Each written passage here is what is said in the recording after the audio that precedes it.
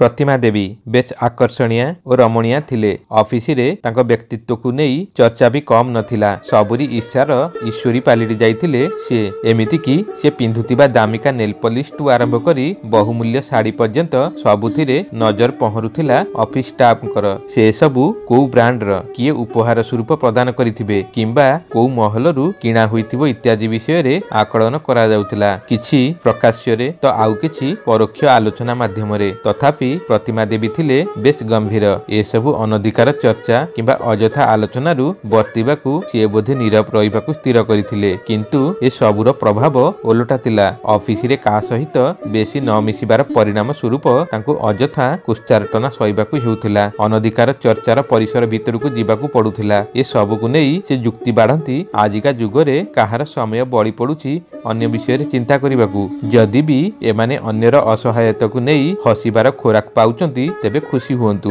किछि जाय आसेना। निजे जदि ठीक अछ तेबे अन्यर मतामत कोन आवश्यक जे। प्रतिमा चाहिले घंटाकू 12टा बाजिबाकू आउ किछि मिनिट मात्र बाकी अछि। फाइल पत्र काम सारिबाकू हेबो। अनेक बाकी काम पड़ी जाइछि या भितरे। घर समस्या बहकी जाइछि आजिकाली। मां सज्जासाई आजिकाली तांको देखाशुना करुथिबा नर्स छुट्टी रे अछि बोली जाबतीय असुविधा। सासु ससुर विभिन्न कारणरू असंतुष्ट अथच पाखेरे रहिबाकू नाराज। दियर माने निज निज स्वार्थ रे। एकमात्र ननंद निज सुविधा छड़ा अन्य किछि देखि पारेनी। समस्तक सुचिंता करिबाकू जाई प्रतिमा देवी सबुरी आक्रोशर पात्र बनि जांती। जीवन दुर्विसह लागिले भी बंचिबाकू हेबो। समस्तक खुशी नहेले आक्रोशकू धरी जीवनकू सकारात्मक भावे बंचिबाकू चाहंती। समस्त नकारात्मक प्रभाव सत्वे एई प्रतिमा देवी 45टा बसंत तांकू आगठारू आहुरी लालित्यरे भरी देइछि। आजि भी यौवन झरी पडुची तांको अंग भंगीरू। आजि भी से लागुचंती सेमिति अक्षत। आखि आडुहाड़े रही जाइथिबा गोटे अमलिन फूल। गोलापी दिशुथिबा चिबुक। आकर्ण लंबित अनाबना केश। प्रबाल परी दिशुथिबा ओठरे हाल्ला रंगर लिपस्टिक। कथा कुआ आखि दुईटिरे सरू सूता परी आईलाइनर ओ आच्छन्न चाहाणी। किमिया जानती बोधे सुंदरी माने। ए सबु बेसरे प्रतिमा को देखी घड़िए चाही रहउथिला सिक्यूरिटी गार्ड ऑफिसर बड़ बाबू अनादि सार। अनवरत ए घर माउसी से घर पियूसी बोलाउथिबा सहकर्मिणी कुमुदिनी सामंत। शोभा मिश्र चाहा परुथुथिबा 14 वर्षीय सोमू और सेमानक सहित नाना कल्पना जल्पना रे दिन काटुथिबा सबुठु सीनियर सौरभ चैटर्जी। अन्यान्य प्रसंग एड़ेई सेमाने एही प्रसंग को खूब गुरुत्व देउथिले। विशेष कारण नथाई प्रतिमा देवी पसी आसुथिले सबुरी मन मानसकू टिके निंदा पाइबाकू आउ लांछित हेबाकू। सबु जानि भी सिए थिले प्रतिक्रिया शून्य। केतेटा पार्टी को से बंद करि परिबे। से जाहा कहिबाकू चाहुचंती कुहंतु। किछि लोके तो समालोचना करिवे। मनीष जेतेबेले ईश्वर को भी काठगड़ा को टाणी पारुची सेठी छार असहाय प्राणीटे कौन आशा करिवो निज सहधर्मी बा जाति भाई मानगठू। एथर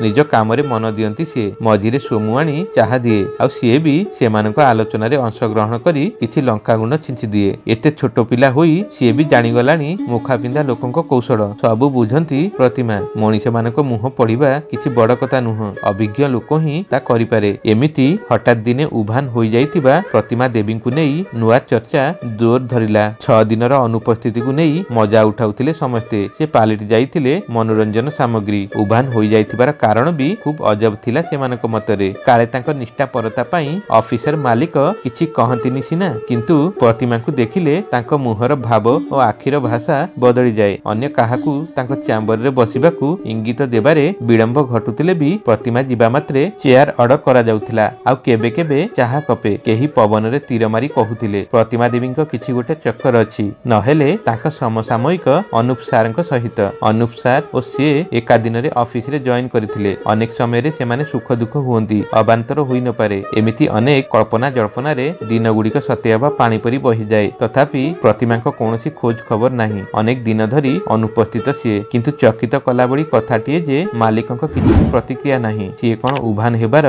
गुप्त रहस्य को जानती ना ए घटना पछरे तांको हाथ रहिछि। एथर सेमानक इंगितर दिग परिवर्तन हुए। ए मौकारे अनादि बाबू तांको पानखिया दांत देखाई कहंती काली भुवनेश्वर फेरीथिली। नखरा छक पाखरे प्रतिमा देवी को गोटे कला रंगर बड़ गाड़ी पाखरे छिड़ा होइथिबार देखिली। पाखरे तांको स्वामी नथिले तो किए जाने काहा संगे फेरार होई जाइथिबो ए मैडमटा। सौरभ चैटर्जी उत्सुकतार सहित कहिले तांकर तो नाली रंगर छोट कारटे अछि। से कला गाड़ी काहार तेबे? कुमुदिनी मैडम पाली धरिले। से बाजे लेडीटा एमिति निरुद्दिष्ट रही काहार सज्जा संगिनी पालिटी जाई परिबो? निजर एते बड़ ଝିଅ ଥାଉ ଥାଉ ସେ ବିବାହ ଯୋଗ୍ୟା ଝିଅର ମା ବୋଲି କଣ ଭୁଲି ଯାଇଥିବ? ଇସ୍, ନାରୀର ଏ କି କଦର୍ଯ୍ୟ ରୂପ। ହଁ, ତାଙ୍କ ରୂପ ଯେମିତି ଅଛି ଏସବୁ ଅସମ୍ଭବ ବି ନୁହଁ। ସୁନ୍ଦରୀ ନାରୀଙ୍କୁ ନେଇ ଏମିତି ରୋଚକ ଖବର ଥାଏ ସବୁବେଳେ, ହେଲେ ହଠାତ୍ ଶଯ୍ୟା ସଙ୍ଗିନୀ କଥା କାହିଁକି? ଏତେ ତଳକୁ କଣ ସେ ଯାଇପାରିବ? ତା ବି ଏ ବୟସରେ? ଶୋଭା ମିଶ୍ର ଏସବୁକୁ ଦ୍ୱିଧାର ସହିତ ଗ୍ରହଣ କରୁଥିଲା ବୋଧେ। ତେବେ ତାଙ୍କ ଉଭାନର କାରଣ କଣ ହୋଇପାରେ? କାହିଁକି ସବୁ କଥା ଲୁଚା ଯାଉଛି ଆମମାନଙ୍କୁ? କିଛି ତ ରହସ୍ୟ ରହିଛି। ତାପରେ ବି ଲେଡିଟା ଏମିତି ଅସ୍ୱାଭାବିକ କାହିଁକି ସବୁବେଳେ? କେତେବେଳେ ଅଛି ତ କେତେବେଳେ ନାହିଁ। ଆମେ ଭୁଲ କଲେ ଅଶୋଭନୀୟ, ସିଏ ଭୁଲ କଲେ ମାଲିକଙ୍କ ନଜରକୁ ଯାଏନି। କ୍ଷୋଭର ସହିତ କହିଲେ କୁମୁଦିନୀ ମ୍ୟାଡାମ। ହଁ, ତାଙ୍କ ସୌନ୍ଦର୍ଯ୍ୟରେ ବୋଧେ ପାଗଳ ଥିବେ ସାର୍। ଶୋଭା ମିଶ୍ର ଏତିକି କହୁ କହୁ ଈର୍ଷାରେ ଜଳି ଉଠିଲା ଶୁଖିଲା ପତ୍ର ପରି। ସିଏ ତ କେତେ ସଜେଇ ହୁଏ, କେତେ ଦାମିକା ପ୍ରସାଧନ ସାମଗ୍ରୀ ବ୍ୟବହାର କରେ, କେତେ ପ୍ରକାରର ଦେଖେଇ ହୁଏ। ବାରମ୍ବାର ସାରଙ୍କ କ୍ୟାବିନକୁ ଯାଏ, ହେଲେ ଲାଭ କଣ? କେହି ସେମିତି ପ୍ରତିକ୍ରିୟା କରନ୍ତିନି। ଆଉ ସାର୍ ମୁହଁ ଉଠାଇ କେବେ କେବେ ଚାହାନ୍ତି, ତା ବି ଫାଇଲରେ ଭୁଲ ଥିଲେ ବିରକ୍ତ ନଜରରେ। କିନ୍ତୁ ଏ ଅଧା ବୁଢୀ ପାଖେ ଏମିତି କି କିମିଆ ଅଛି ଯେ? ସବୁଠୁ ସାନ ହେତୁ ସେ ଚୁପ୍ ରହି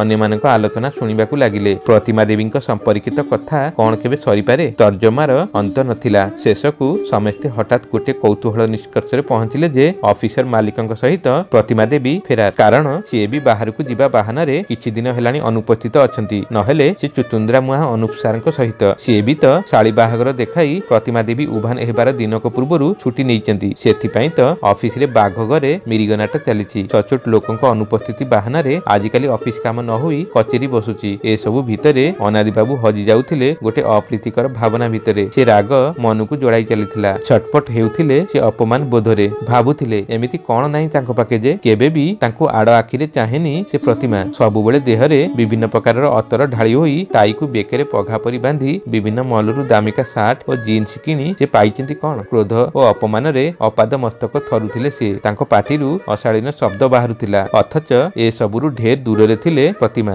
ସମସ୍ତ କଳ୍ପନା ଜଳ୍ପନାର ଅବସାନ ଘଟାଇ ଅଫିସକୁ ଅନୁପ ସାର ଓ ମାଲିକ ଫେରି ଆସିଥିଲେ। ହେଲେ ପ୍ରତିମା ଦେବୀଙ୍କ ଠିକଣା ଯେପରି ହଜି ଯାଇଥିଲା। ସେମାନେ ଫେରି ପ୍ରତିମାଙ୍କ ଅନୁପସ୍ଥିତିକୁ ନେଇ ବ୍ୟସ୍ତ ବିବ୍ରତ। ସେଥିରୁ ଅନୁମୟ ଯେ ଏ ଦୁହେଁ ବିଚରା ନିରୀହ। ପ୍ରତିମା ଦେବୀ ଲୁଚି ଛପି କୋଉ ନୂଆ କାଣ୍ଡ କରି ସମସ୍ତଙ୍କୁ ଚକମା ଦେଉଛନ୍ତି। ଦିନେ ହୁଏତ ବଧୂ ବେଶରେ ଆସି ସମସ୍ତଙ୍କୁ ଚକିତ କରିପାରନ୍ତି। ଅବଶ୍ୟ ତାଙ୍କ ସ୍ୱାମୀଙ୍କ ସହିତ ମତାନ୍ତର ନଥିଲା। ତେବେ କିଏ ଜାଣେ ଆଗକୁ କୋଉ ଘଟଣା ଘଟିବ? କୁମୁଦିନୀ ଦେବୀ ଆଖି ନଚେଇ କହିଲେ, 7 ଦିନ ହୋଇଗଲାଣି ଆନିର ଠିକଣା ମିଳିପାରୁନି। ଆଜିକାଲି ଝିଅମାନଙ୍କୁ କେତେ ନଜର ଆଡୁଆଡରେ ରଖିହେବ। କୋଚିଂ ଯାଉଛି କହି କାହା କାହା ସହିତ ଚାଲିଗଲା ସେ କିଛି ଖବର ନାହିଁ ଏଯାଏ। ତା ବିଷୟରେ ଏଣୁ ତେଣୁ ସନ୍ଦେହ କରି ତ ସେ ସବୁବେଳେ ସ୍ୱମନସ୍କା। ଅନ୍ୟ କଥାକୁ ଗୁରୁତ୍ୱ ଦେବାକୁ ସମୟ ବା କାହିଁ? ଅଫିସରୁ ସିଧା ଘରକୁ ତାଙ୍କ ମୁଣ୍ଡ। ଏତେ ଯତ୍ନ କରିବି ପିଲାଟା ବୁଝିଲାନି। ସାମାଜିକ ଶୃଙ୍ଖଳକୁ ଏଡେଇ ସେ ଚାଲିଗଲା ଯେ ଚାଲିଗଲା। ଭାବିଲାନି ତା ପାଇଁ ଆମେ ବାପା ମା କି କଷ୍ଟରେ ଘାରି ହେବୁ। ସମାଜକୁ କି ଉତ୍ତର ଦେବୁ? ଏଭଳି ଯନ୍ତ୍ରଣାକୁ କଣ ବଖାଣି ହେବ କାହା ଆଗେ? ଯେଉଁମାନେ ଅହରହ କିଛି ଇନ୍ଧନ ଖୋଜନ୍ତି ଅନ୍ୟଙ୍କୁ ଜାଳି ପୋଡ଼ି ମାରିବାରେ, ସେମାନଙ୍କୁ କଣ ସେ କେବେ ବି ବିଶ୍ୱାସ ସ୍ତରକୁ ନେଇପାରିବ? କିଛି ଯନ୍ତ୍ରଣାକୁ ନିଜ ଭିତରେ ଚପାଇ ଦେବାରେ ହିଁ ବିଜ୍ଞତା। କେତେ ଜଣ ଅଛନ୍ତି ସଂସାରରେ ଯେ ପ୍ରକୃତରେ ଅନ୍ୟ ଲୁହରେ ଭିଜି ପାରିବ? ସମାଜର ଏ ଅଦ୍ଭୁତ ରୀତିନୀତି ପାଇଁ ନିଜ ବେଦନାକୁ ନିଜ ଭିତରେ ସମ୍ବରଣ କରି ରହିଯାଇଛନ୍ତି ପ୍ରତିମା। କେବଳ ସାରଙ୍କୁ ଖବର ଦେଇ ଅନୁରୋଧ କରିଛି ଏସବୁକୁ ପ୍ରଘଟ ନ କରିବାକୁ। ସେ ଜାଣେ ଆଜିକାଲିର ଯୁଗରେ କିଛି ଲୋକଙ୍କୁ ତ ବିଶ୍ୱାସ କରିବାକୁ ପଡ଼ିବ। ସେ ତାଲିକାରେ ସର୍ବାଗ୍ରେ ସାର ଓ ଅନୁପ ତ ନିଶ୍ଚୟ ରହିବେ, ଯେଉଁମାନେ ସବୁବେଳେ ତା ସମସ୍ୟାକୁ ବୁଝିଛନ୍ତି, ତା ପରିବାର ସହିତ ସାମିଲ ହୋଇ ତାକୁ ଏମିତି ବିପଦରୁ ଉଦ୍ଧାର କରିଛନ୍ତି। ପାଗଳଙ୍କ ପରି ଚାରିଆଡେ ଖୋଜି ସାରିଲେଣି ସେମାନେ, ଅଥଚ କିଛି ଖବର ନାହିଁ। କୋଉଠି ଥିବ ଏକମାତ୍ର ଝିଅ ଆନି? କେମିତି ସେ ପରିବାରର ଶୃଙ୍ଖଳକୁ ଏଡେଇ ଦେଇ ଯାଇପାରିଲା? ଏମିତି ଭାବୁ ଭାବୁ ଆଉ ମନେ ନଥିଲା କୁଆଡକୁ ବାହାରିଥିଲେ। ଡ୍ରାଇଭରକୁ ଅଟକାଇଲେ ହଠାତ୍। ଆଗକୁ ଚାଲିଲେ। ନଈ ପଠାରେ କାଶତଣ୍ଡି ଫୁଲର ସମାହାର ଧଳା ବାଦଲର ଭ୍ରମ ସୃଷ୍ଟି କରୁଛି। କୁହୁକିନି ପରି ମାୟାଜାଲରେ ତରଙ୍ଗାୟିତ ହେଉଛି ନଦୀ ପଠା। ଦିଗନ୍ତକୁ ଚାହିଁ ପ୍ରତିମା ଦେବୀ ହଜିଗଲେ ଅଖୁଆ ବେତରେ। ଅବଶ୍ୟ କିଛି ଫୁଲର ହାଟ ସେ ବନ୍ୟା ଜଳରେ ପ୍ଳାବିତ ହୋଇଛି। ହୀରାକୁଦ 2 ଦିନ ହେବ ବନ୍ୟା ଜଳ ଛାଡ଼ିଛି ବୋଲି ନଦୀଟା ଅସମ୍ଭବ ଭାବେ ବନ୍ଧ ବାଡ଼ ଡେଇଁ କୂଳ ଲଙ୍ଘିବାକୁ ବ୍ୟାକୁଳ ଯେପରି। କେତେ ଭଉଁରୀ ପଡ଼ିଛି ସେ ବନ୍ୟା ଜଳରେ। ପ୍ରତିମା ଦେବୀ ଚାହିଁଲେ ଗୋଟେ ସ୍ପଷ୍ଟ ଭଉଁରୀକୁ। ହଁ, ତାଙ୍କ ମନ ବି ତ ଏ ବନ୍ୟା ଜଳରେ ଭଉଁରୀ ପାଲଟି ଯାଇଛି ଆଜିକାଲି। ଏମିତି ହଜାର ସମସ୍ୟାଙ୍କ ଭିତରେ ସେ ବିଲୀନ। ମଳିନ ପଡ଼ି ଆସୁଛି ଜୀବନର ସ୍ୱର। ହଜି ଯାଉଛି ନିହାତି ନିଜର ସ୍ୱପ୍ନ ଗୁଡାକ। କଣ କହିବେ ସେ ଏବେ ଦୁନିଆକୁ? କିପରି ସାମ୍ନା କରିବେ ଅସଂଖ୍ୟ ପ୍ରଶ୍ନର ନଜରକୁ? ଯେଉଁମାନେ ଅସ୍ତ୍ରଠାରୁ ବି ଖୁବ୍ ତୀକ୍ଷ୍ଣ ଭାବେ ହାଣି ଜାଣନ୍ତି। ରକ୍ତାକ୍ତ କରିବି କ୍ଷୁଧା ମେଣ୍ଟେନି ସେମାନଙ୍କର। ବାଟରେ କେହି ଆଗନ୍ତୁକଙ୍କ କଥା କାନରେ ପଡ଼ିଲା। ହୀରାକୁଦ ଆଜି ପୁଣି ବନ୍ୟା ଜଳ ନିଷ୍କାସିତ କରିବ। ତାପରେ ଏ କାଶତଣ୍ଡି ଫୁଲମାନଙ୍କର ସମ୍ମୋହନ ହଜିଯିବ ସେ ବନ୍ୟା ଜଳରେ। ସତେ ଯେପରି ସେମାନଙ୍କ ସହରରେ ଆଜିକାଲି କର୍ଫ୍ୟୁ। ଠିକ୍ ନିଜ ଜୀବନ ଜୀବନଟା ପରି ଶରତ ପୁଣି ଥରେ ଫିକା ପଡିବ। ସୁରଟରୁ ସାନ ଭଉଣୀର ଯା ଫୋନ କରିଥିଲା, ଚିଠିକୁ ବି ଯାଇନି ଆନି। ଏଥର ଶେଷ ଆଶା ଟିକକ ବି ମରିଗଲା ମନରୁ। ମାତୃତ୍ୱରେ ବିଳପି ଉଠିଲା ହୃଦୟ। କୁଆଡେ ଥିବ ସିଏ? ବଞ୍ଚିଥିବ ତ? ଦେହ ଦଲାଲ ମାନେ ତାକୁ ଫାନ୍ଦରେ ପକାଇ ବିକ୍ରି କରିଦେଇ ନଥିବେ ତ? ଅନ୍ୟ ମନସ୍କତାରେ ସେ ତଳକୁ ପଡି ଯାଇଥାନ୍ତା କି କଣ। ଠିକ ସେତିକି ବେଳେ ଡ୍ରାଇଭରଟା ପଛରୁ ଡାକ ଦେଲା, ମ୍ୟାଡାମ ସାର୍ ଫୋନ କରିଥିଲେ, ମୋବାଇଲଟା ଗାଡିରେ ରହିଯାଇଛି। ପ୍ରତିମା ଦେବୀ ପ୍ରକୃତିତ ହେଲେ, ଆରେ ହଁ ତ, ଅନେକ ବେଳ ହେଲାଣି, ଘରକୁ ଯିବାକୁ ତ ହେବ। ସବୁଠୁ ଅନ୍ତରଙ୍ଗ ମନର ଇଲାକା ଯାହା ଏଇ କିଛି ଦିନ ହେବ ଅନ୍ଧକାରରେ ଭରି ଯାଇଛି, କେବେ ଦିନେ ଆଲୋକିତ ତ ହେବ ନିଶ୍ଚୟ। ସେ ଯାଏଁ ଅପେକ୍ଷା କରିଥିବ ସେ ନୂତନ ସୂର୍ଯ୍ୟୋଦୟକୁ। ତା ଭିତରେ ଅନ୍ଧକାରର ବହଳତାକୁ ମାପିବ। ସେ ବହଳ ଚାଦରକୁ ଦେହରେ ବେଢି ହୋଇ ବେଦନାର ମନ୍ତ୍ର ଉଚ୍ଚାରଣ କରିବ। ପାଣି ଭିତରେ ଭଉଣୀଟା ଗାଢ ଦିଶୁଥିଲା ମନତଳର ବିଶ୍ୱାସ ପରି। ଏମିତି କେତେ ଦିନ ସତ୍ୟର ନିଆଁ ଝୁଲକ ଲୁଚାଇ ରଖିପାରିବ ଅଣ୍ଟି ଭିତରେ ଜଣା ନଥିଲା। ଏଥିପାଇଁ ହୁଏତ ସେ ନିଜେ ଜଳି ଯାଇପାରେ, କିନ୍ତୁ ନିଜ ଝିଅକୁ ଅପବାଦରୁ ରକ୍ଷା କରିବ। ପ୍ରତି ବଦଳରେ ସେ ନିଜେ ଚରିତ୍ରାହୀନା ହୋଇଯିବ ଭଲ। ପଟେ ଗୁଜବଟେ ତୀବ୍ର ବେଗରେ ବ୍ୟାପୁଥିଲା। ପ୍ରତିମା ମ୍ୟାଡମ ତାଙ୍କ ନୂଆ ପ୍ରେମିକଙ୍କ ସହିତ ନିରୁଦ୍ଦିଷ୍ଟ। ବନ୍ଧୁଗଣ, ଆଶା କରୁଛୁ ଆପଣମାନଙ୍କୁ এই কাহিনীটি নিশ্চয় পছন্দ আসিଥିବ। কাহিনীটি পছন্দ আসিଥିଲେ ଆମର এই ଚ୍ୟାନେଲକୁ ଲାଇକ୍ ଏବଂ শেয়ার କରିଦିଅନ୍ତୁ। ହଁ, ଯଦି ଆମର এই ଚ୍ୟାନେଲକୁ ନୂଆ କରି ଆସିଛନ୍ତି, ଚ୍ୟାନେଲଟିକୁ ସବସ୍କ୍ରାଇବ କରିବା ସଙ୍ଗେ ସଙ୍ଗେ ବେଲ୍ ଆଇକନକୁ ଦବେଇ ଅଲ୍ ବଟନଟିକୁ ଚିପି ଦିଅନ୍ତୁ। ଯେତେବେଳେ ବି ଏଇଭଳି ଭିଡିଓ ଆମ ଚ୍ୟାନେଲରେ ଆସିବ, ସର୍ବପ୍ରଥମେ ଆପଣମାନଙ୍କ ପାଖକୁ ନୋଟିଫିକେସନ ଯିବ। ପୁଣି ଦେଖା ହେବ ଆଗାମୀ ଭିଡିଓରେ ଆଉ ଏକ ନୂଆ କାହାଣୀକୁ ନେଇ। ସେତେବେଳେ ପର୍ଯ୍ୟନ୍ତ ରହୁଛୁ। ଜୟ ଜଗନ୍ନାଥ।